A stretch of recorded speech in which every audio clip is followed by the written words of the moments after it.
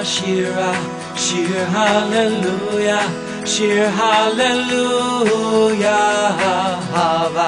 Hava nashira, shir hallelujah, shir hallelujah. Shalom. Our Torah portion for this week is Balak, and it is a fascinating story of an enemy of Israel by the name of Balak, the king of Moab, who engages a sorcerer, and yet not just a sorcerer, someone who actually seems to be a prophet, not of Israel, but of a foreign pagan people. His name happens to be Balaam. Balak sends out agents to Mesopotamia to convince Balaam to come to Moab to curse the Israelites as they pass through the land. Even though the Israelites had no designs on Moab because God had not given Moab to the Israelites. And we see that at the beginning, Balaam is reluctant to come, but the agents from Balak bribe him with all sorts of treasures, and finally he comes. And along the way, we have that famous story in which Balaam is riding on his donkey, and God sets an angel with a fiery sword in the way, and Balaam doesn't see it. However, the donkey does, and Balaam begins to beat the donkey, and the donkey turns to him and speaks and says, "Haven't I been your faithful beast for all of these years, and why do you beat me?" And Balaam lifts up his eyes, and he too sees the angel. Now, I would like to draw your attention in the Hebrew to the prophecies that were supposed to be a curse that Balaam was supposed to put on the Israelite people that turned out to be blessings. Let's take a look at them. Ne'um shomei imre el asher machazer shaddai yechazer nofel uglui einayim ma tovu ohalecha Yaakov mishkanotecha Yisrael kin chalim nitui keganot ale nahar ke aholim nata Adonai ka arazim ale mayim.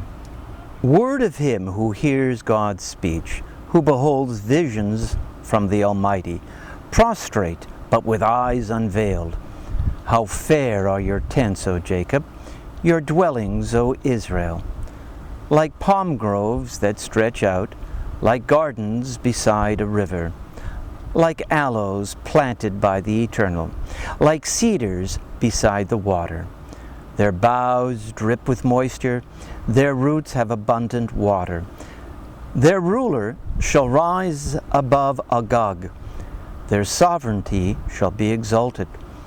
God, who freed them from Egypt, is for them like the horns of a wild ox. They shall devour enemy nations, crush their bones, and smash their arrows. They crouch, they lie down like a lion, like the king of beasts. Who dares rouse them? Blessed are they who bless you. Accursed they who curse you. That phrase that I just read, Matovu ohalecha Yaakov, mishkanotecha Yisrael, are very familiar to those who attend religious services early in the morning. In most synagogues, regardless of the branch of Judaism, begin their services with that song. These words from Balaam, who ended up blessing the Jewish people. How fair are your tents, O Jacob, your dwelling places of Israel.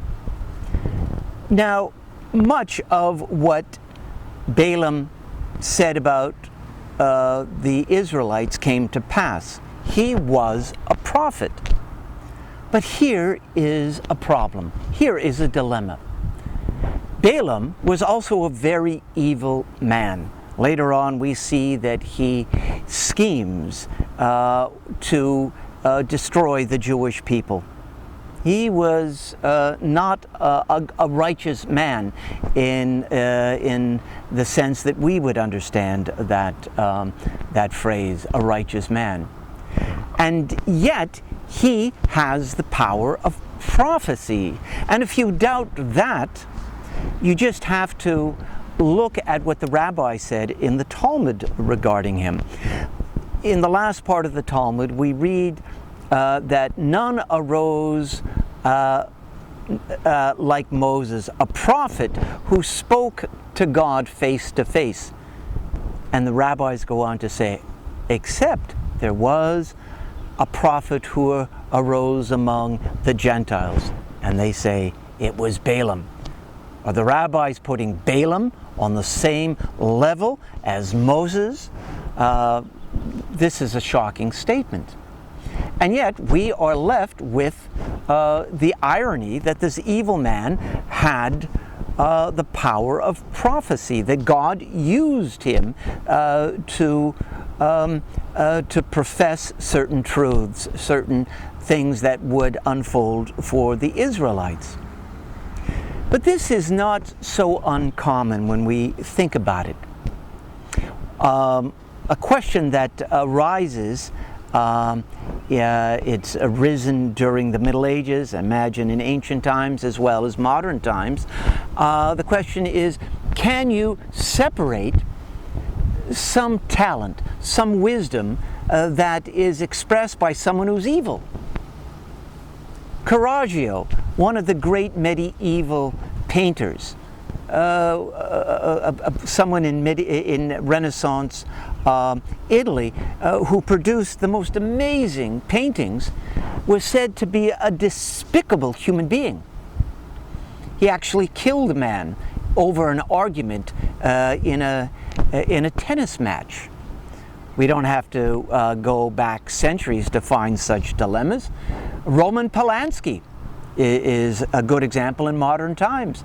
A man who has produced some of the most provocative, some of the most important movies in the last 50 years, movies like Chinatown and Oliver Twist, is accused of molesting a 13-year-old girl.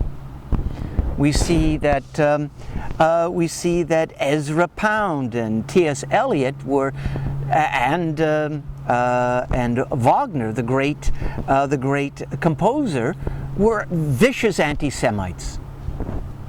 The news is filled with stories of talented athletes who are lacking in moral and ethical talents, and certainly not deserving of our respect as human beings, and yet they perform at a level that is extraordinary.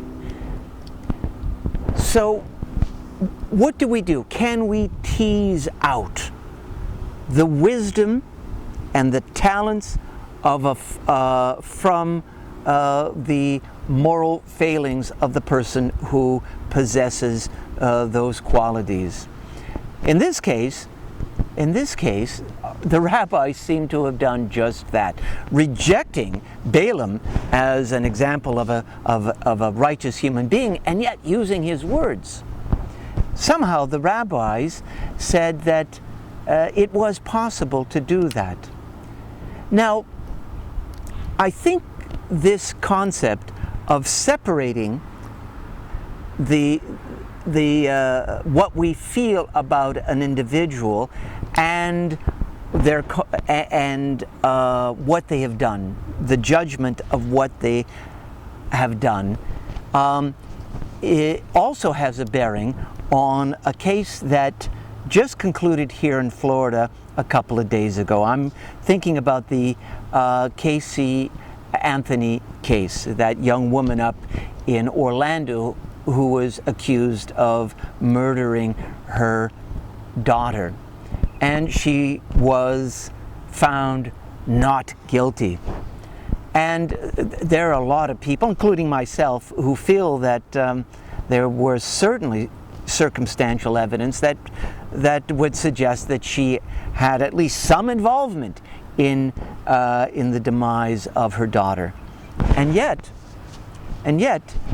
the jury, even after they had heard of this young woman's very peculiar behavior and some very disreputable behavior, some inexplicable behavior, and causing them to feel a certain repugnance toward her, when they looked at the evidence and they listened to the judge's instructions and the definition of the crimes involved, the accusations involved, they came to the conclusion that there was not enough evidence, even though they felt negatively toward her. One of the jurors has since said, just because we said she wasn't guilty doesn't mean we think she's innocent. The Torah tells us al tikir panim, which means do not recognize a face in judgment. And I think that's a very high standard. What it means basically is this: when we are judging what a person has done, whether it is their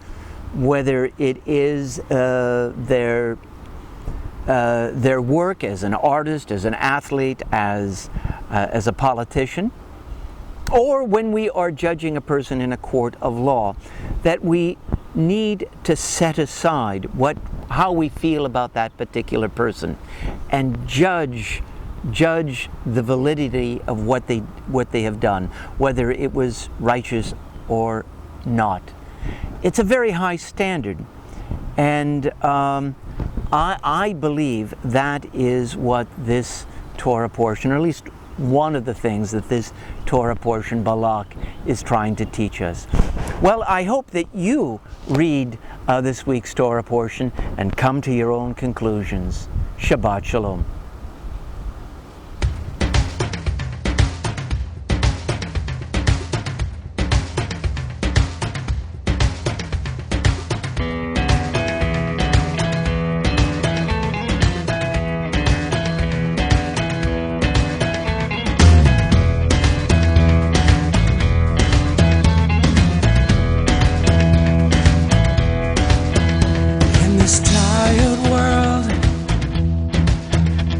This broken piece, I am not afraid. I am not afraid. In the darkest hour, I will find my way on this narrow bridge, on this narrow